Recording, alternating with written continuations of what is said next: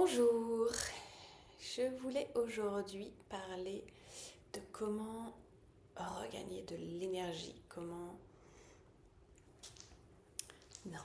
se redynamiser, trouver plus d'envie, plus d'élan, ou encore plus d'envie, encore plus d'élan, et se délester pour ça. Il y a deux aspects pour moi pour regagner de l'énergie.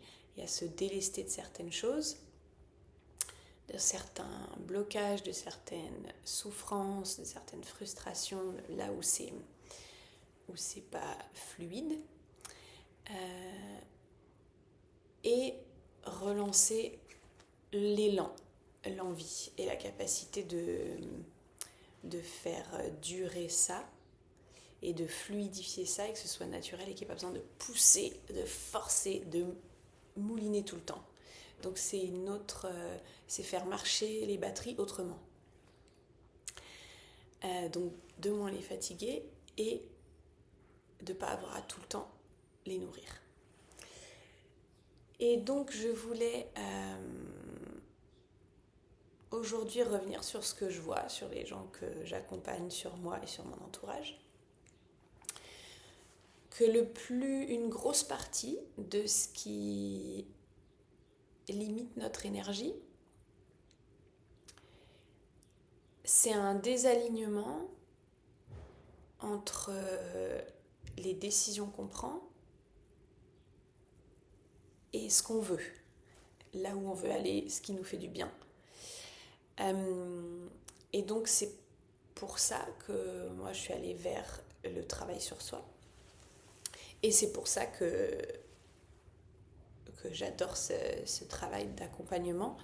C'est pour sentir ce truc quand ça s'aligne et que c'est un peu plus et que c'est plus fluide et que ça va tout seul. Et que du coup l'énergie elle devient un cercle vertueux au lieu d'être un cercle vicieux.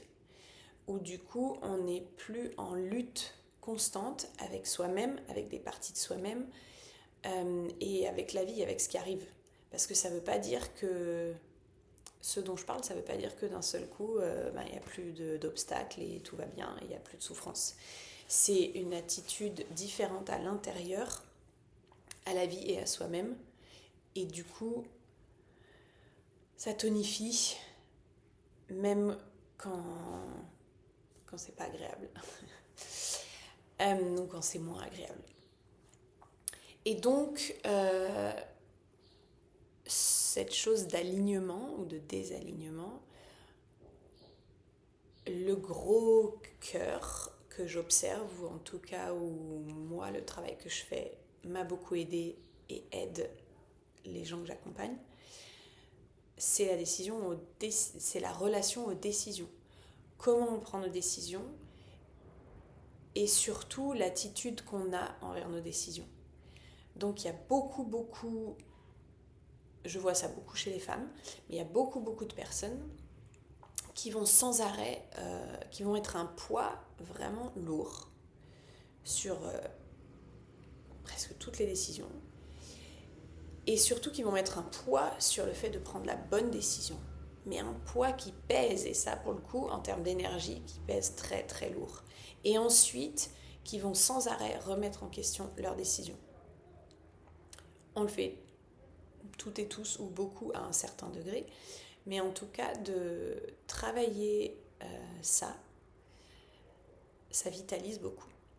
Il n'y a rien de plus vitalisant que de se tenir à une décision en fait, et de l'assumer. Vraiment, dans le corps et dans la psyché, il n'y a rien de plus vitalisant que ça. Et ça ne veut pas dire de ne pas assumer ses erreurs, l'inverse. En fait, c'est d'assumer qu'on a pris cette décision. Ça n'empêche pas ensuite d'ajuster ses décisions, mais peut-être pas tous les 4 matins, et tout en assumant celle qu'on a prise. Et donc il y a plusieurs aspects à ça, et plusieurs conséquences, parce que ça devient un cercle vertueux. Ça va muscler le muscle de la reconnaissance, de se sentir reconnaissant à soi-même, à la vie, et aux décisions qu'on a prises, quelles que soient les conséquences de ce qu'on fait. Et il y a autre chose. Où est-ce que je voulais en venir? Oui, donc c'est que c'est cette prise de décision. Beaucoup d'entre nous, un des désalignements qu'il y a en nous, c'est qu'on va décider quelque chose et on va pas le mettre en place, on va pas le suivre. Ou il y a d'autres parties de nous qui vont s'auto-saboter. Ou sans se rendre compte, 6 mois plus tard, en fait, la vie on a mis plein d'autres priorités avant. Et on n'a jamais mis en priorité la décision qu'on avait prise. Donc, c'est de ne pas s'y tenir souvent qui nous frustre. Et pour ça, c'est en ça que le coaching, et ça s'appelle coaching, je sais qu'en France on a du mal avec ce mot, moi-même en français j'ai du mal, et pourtant en tant qu'athlète, moi les coachs c'est ceux qui m'ont changé la vie, autant psychologiquement dans mon travail sur moi que dans mon métier. Parce que le but c'est d'accompagner une démarche et de muscler des muscles qui permettent d'aller vers là où on veut aller. Et encore une fois, on peut changer ses objectifs. C'est pas de se rajouter le poids des injonctions, c'est de s'alléger du poids de la remise en question et de la contradiction quotidienne. C'est au bout d'un moment, on prend une décision alignée. Il y a un processus pour que cette décision soit alignée, soit juste pour soi. Ça ne veut pas dire qu'elle sera la bonne pour toujours, mais qu'elle soit juste pour soi. Et ensuite, on s'y tient. Et on met un plan en action. Et rien que dans ce processus, et on peut décider de la durée au moment de prendre la décision, on peut écouter le corps pour sentir cette décision, mais ce processus, il va déjà nous nourrir en vitalité et nous apprendre par ces obstacles, par là où on va découvrir que c'est pas aligné, on va apprendre plein de choses pour ensuite renourrir nos décisions. Donc c'est vraiment hyper riche pour le corps et pour la psyché d'apprendre à se tenir à ses décisions et à assumer pleinement, à y aller vraiment. Ce truc de vers l'avant, c'est ça le coaching, c'est vers l'avant. Le thérapeutique, c'est vers l'arrière. Et c'est important aussi parce qu'il y a des moments, effectivement, il y a des schémas répétitifs où on a l'impression que c'est plus fort que nous. Et donc là où je voulais en venir aussi, c'est quand c'est plus fort que nous, que ça revient toujours au même schéma de sabotage ou de ne pas s'y tenir ou de prioriser tout sauf notre décision. Souvent, ce qu'il y a à travailler, c'est l'estime de soi, l'amour de soi. Et donc, c'est des mots qui sont un peu vidés de sens peut-être en ce moment, enfin comme tous les mots, c'est bien de ressentir et de le redéfinir pour soi. En tout cas, j'ai pas mieux aujourd'hui et pour moi, je les ai redéfinis d'une manière qui veut dire on va nourrir le terreau. C'est pas pour défendre une éthique individualiste du monde où il faut penser qu'à soi et se centrer sur soi. C'est dans le sens de si on nourrit ce terreau d'estime de soi, du coup on va pouvoir avoir l'alignement naturel au lieu de se battre contre soi-même quand il y a des choses qui sont plus fortes que nous, qui ne nous vont pas, qui nous font souffrir et qui nous font prendre des directions autres que ce qu'on veut prendre. Donc c'est pas au service que de soi, c'est juste au service de la cohérence globale de notre vie et du coup de la vie. Et donc ça c'est un autre aspect qu'on va travailler avec le coaching somatique thérapeutique, c'est d'utiliser le corps là où ça vit dans le corps, ces systèmes d'autosabotage.